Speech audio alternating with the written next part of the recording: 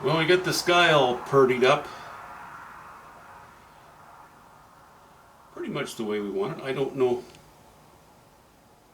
that I'll change too much on it.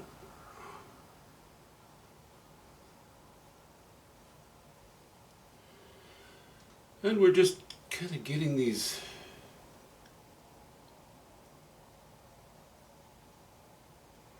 foreground shapes in place now. No, not foreground, sorry. The next plane closer to us.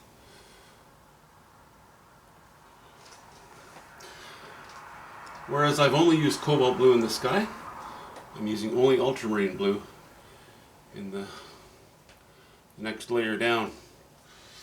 Didn't leave enough of the wash-in showing through in places. It's okay, I can reintroduce them later.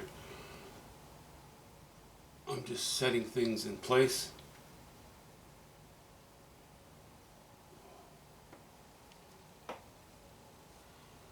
As closely as I can for the moment.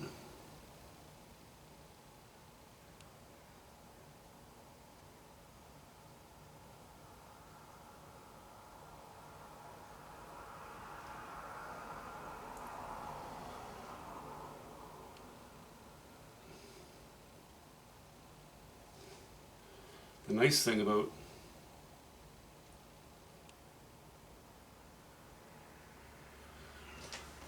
getting the sky done and this next plane done is that now we see the true shape of the trees. So yes, we're painting the background, but in the meantime, we're also painting the foreground. No, not the foreground, but you know what I mean. We're painting the background. Oh yeah, I guess it is the foreground because it's these trees. So yeah, get the background done and shaping the trees at the same time.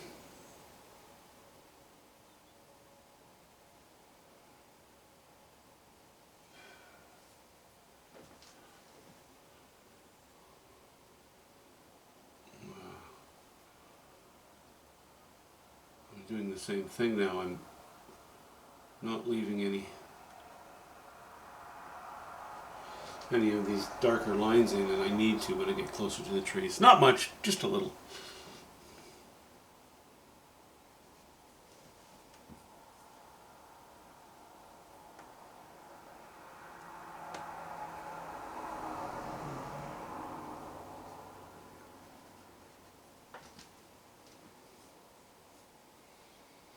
So,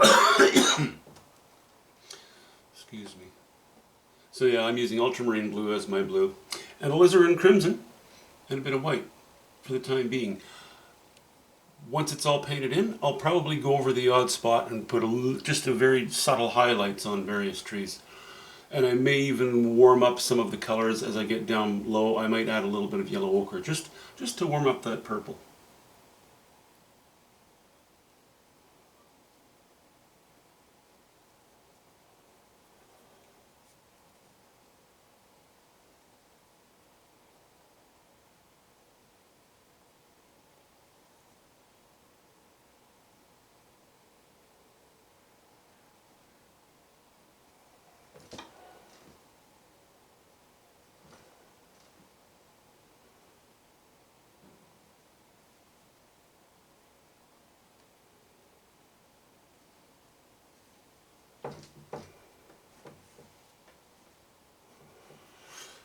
Okay, be a little more direct now that we're...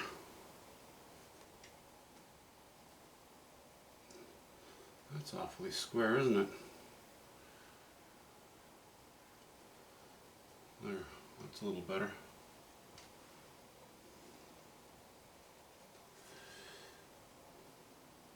So as you can see, I've gone ultramarine blue and alizarin crimson fairly close to the top.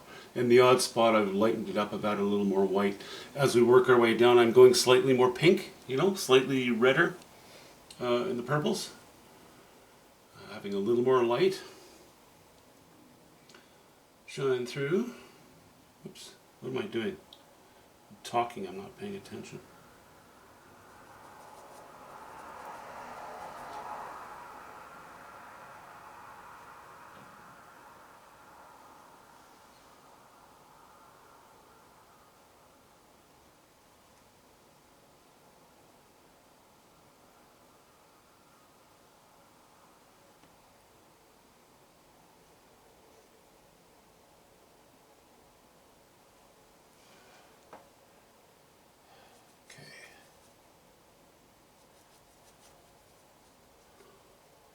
tone it down here a little bit on the end. I don't want to leave too many lines showing through because I don't want a busy background. I don't want a distraction. It doesn't occupy that much area.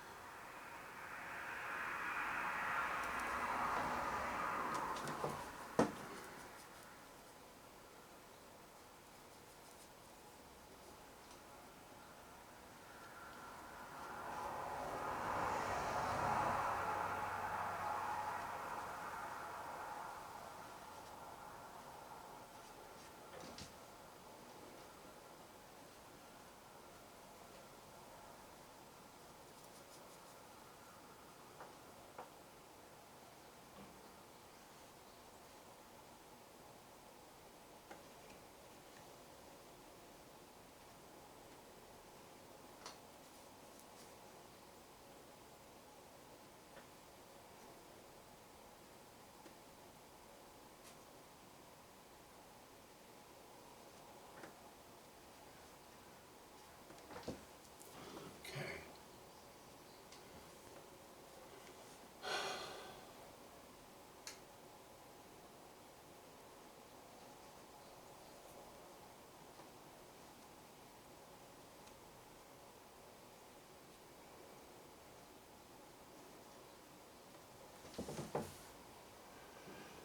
This is a little bit busy. That's okay. We'll take care of that later. This is a little bit boring. That's okay. We'll take care of it later. This is somewhere in between. Still needs a couple touches, but... Okay. Not the most important thing out there.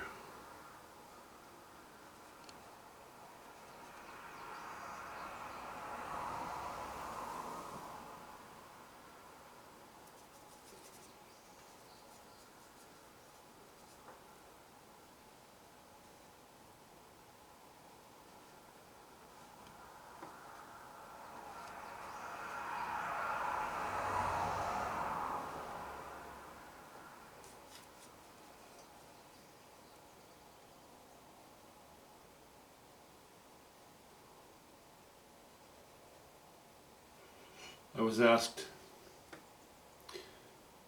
in the comment section by one of you guys if I have a bit of a, if I'm fond of maul sticks, and I'm not fond of maul sticks at all. On a very large painting, I've had some use the odd time, but really not much. You know, I would you hold your maul stick and then you're touching the top of your canvas, and if you move your hand slightly the wrong way, it shifts, or you know, all you really have in the way of control is what becomes a very solid area. And I'm not, you know, leaning your brush against it. I'd rather use my fingers, and I get a little bit of paint on my fingers. That's fine, I'll lick it off. Please don't do that. That's not healthy. But usually I manage to not have a problem with that. And it's just, you know, you can be a little more sensitive if you're using two hands rather than a maul stick. But it's really, to me, I will never say don't use a maul stick. I would say it's a matter of personal preference, and that's all.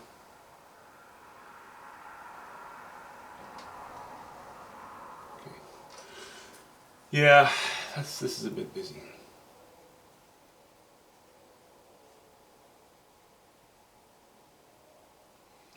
Just stand up for a moment and stood back and looked at it, and I thought, yeah, I don't want that many lines showing in the background.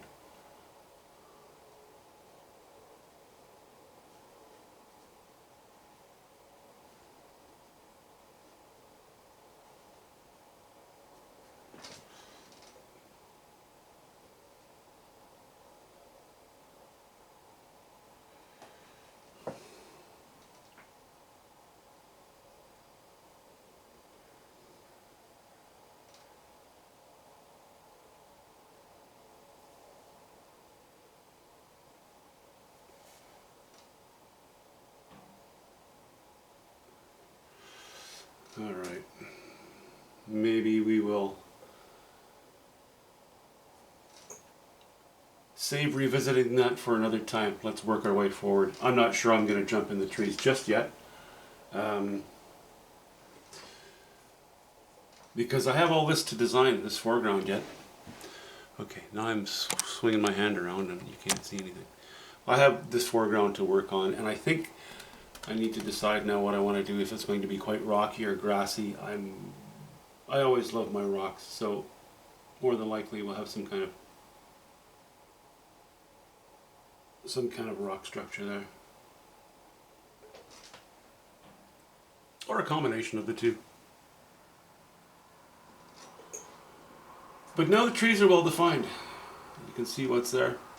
I'll square off the camera so you can get a more clear look. Having things in perspective rather than just... And I'll raise the camera up a little bit too, get rid of a little bit of the glare.